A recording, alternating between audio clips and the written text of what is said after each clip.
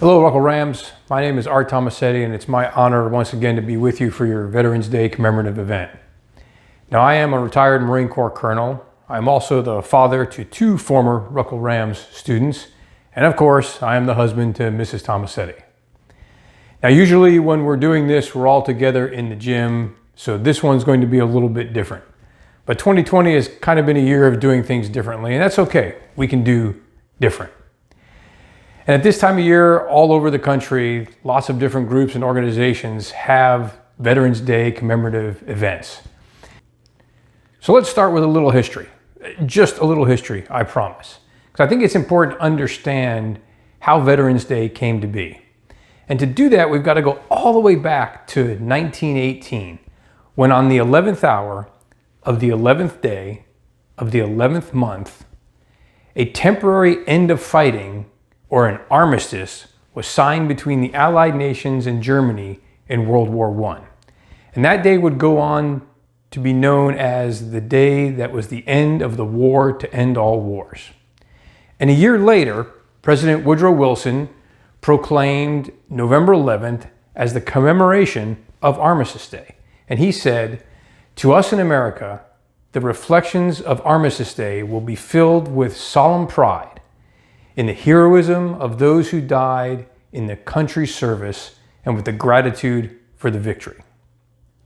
So from 1918 all the way up till 1954, we knew November 11th as Armistice Day.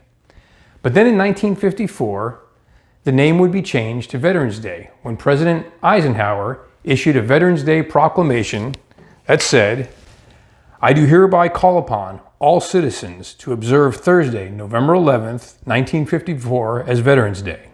On that day, let us solemnly remember the sacrifices of all those who fought so valiantly on the seas, in the air, and on foreign shores to preserve our heritage of freedom, and let us reconsecrate ourselves to the task of promoting and enduring peace so that their efforts shall not have been in vain." In order to ensure proper and widespread observance of this anniversary, all veterans organizations, and the entire citizenry will wish to join hands in a common purpose. President Eisenhower asked that all Americans stand together to honor those who have served. So what exactly is a veteran? Well, if you were to Google it, and I used to say if you were to look it up in a dictionary, but nobody does that anymore. So if you were to Google it, you would find that a veteran is someone who has served in the military. And that's pretty simple and straightforward and easy to understand. I served in the military, so therefore I am a veteran. And many of you have family and friends who have served or maybe are still serving. And today we come together and we honor their service, we honor their sacrifice, and I would add something else. We honor their willingness to take an oath. And oaths are kind of a big deal. You are swearing or promising to do something. And in your life, there aren't many occasions where you get to take an oath. Now, our members of the military, our veterans, swear an oath, not to a person, not to a country, not even to their service. They swear an oath to defend, support and defend an idea for a nation that is described in a document we call the Constitution of the United States. I state your full name.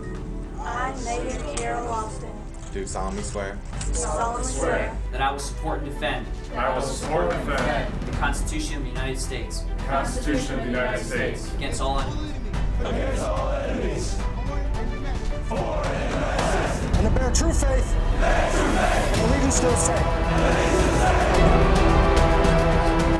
Now, we may not remember word for word or be able to recite everything that is in the Constitution, but we all know those very important first three words: we the people. Those words define us as a nation. They bind us together as one, and they obligate us to each other and to our future. We honor our veterans for their service, for their sacrifice, and for their willingness to take an oath and say, "I swear to support and defend we, the people.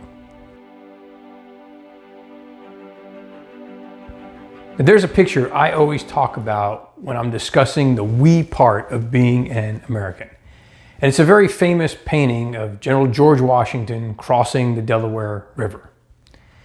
And if you look at this painting, what you see when you first look at it is a bunch of people sitting in a boat, looks like it's at night or at least late in the day, trying to cross a river that has large chunks of ice in it. But if you really understand what was going on and what that picture represents, it becomes even more powerful. So let's go back to that December in 1776. It's nighttime on December 25th.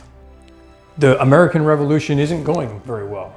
In fact, people are starting to lose faith. They're starting to not believe that they can win because they're not having very many successes in battle.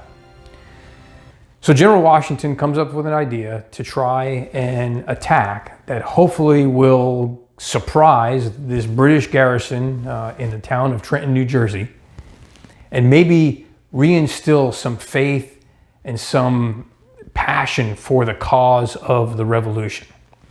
And he's got a pretty good plan. He's going to have 3 different groups converge on this one spot.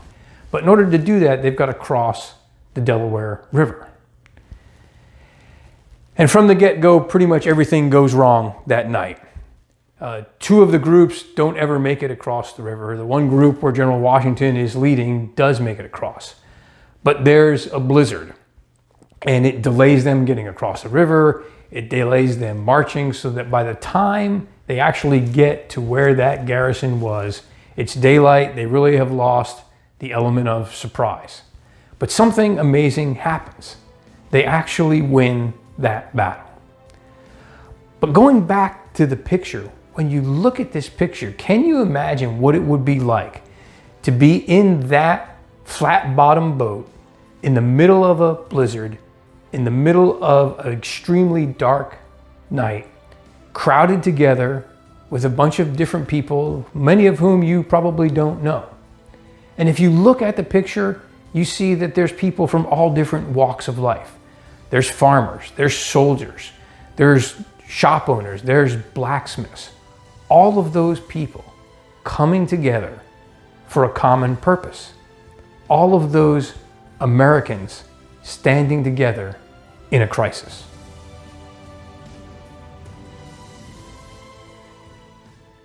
So when I look at this picture, I don't just see a group of people in a boat in a river filled with ice. I see Americans from all different walks of life dealing with harsh conditions, overwhelming challenges, and knowing that the odds are against them. I see them coming together. I see that because I know the history behind the painting. I also see courage. I see determination. I see brave Americans in a crisis working together. I see what the we and we the people is really all about. Now, in my days as a Marine pilot, I learned very quickly that I needed to be good at what I did. I had to work at it, I had to study, I had to train, I had to practice. I had to constantly be trying to make myself better. And I had to be good because the other pilots that I flew with were counting on me to be good. I had to be good because the Marines on the ground that I was supporting counted on me and depended on me to be good. I had to be good because I had to be able to keep that oath that I swore to support and defend we, the people. And it was the same for everyone. We depended on each other. We counted on each other. We knew that we were at our strongest and we were at our best when we worked together, when we stood together. I learned this and I went on to teach this whenever I had the opportunity to lead Marines. Everyone who serves in the military or who has served in the military learns this. And I think every American knows this, that we overcome obstacles. We deal with challenges. We handle crisis best by coming together, by working together, by standing together. And no, we are not always perfect at being we the people. We have our moments of conflict. We have our differences. We have the things that sometimes try to divide us. But I think we all know that we are at our best when we stand together. So my friends, on this Veterans Day, I would ask that you remember those who swore an oath, that you remember the importance of the we part of we, the people, and that you remember when faced with challenge, when faced with crisis, we are at our best when we stand together. So thank you for letting me be part of your Veterans Day commemorative event. And yes, it's been a little bit different, but that's okay. We said in the beginning that we can do different. And I want to leave you with one final thought. Now, if you've heard me speak before, you know that I'm a big fan of superheroes.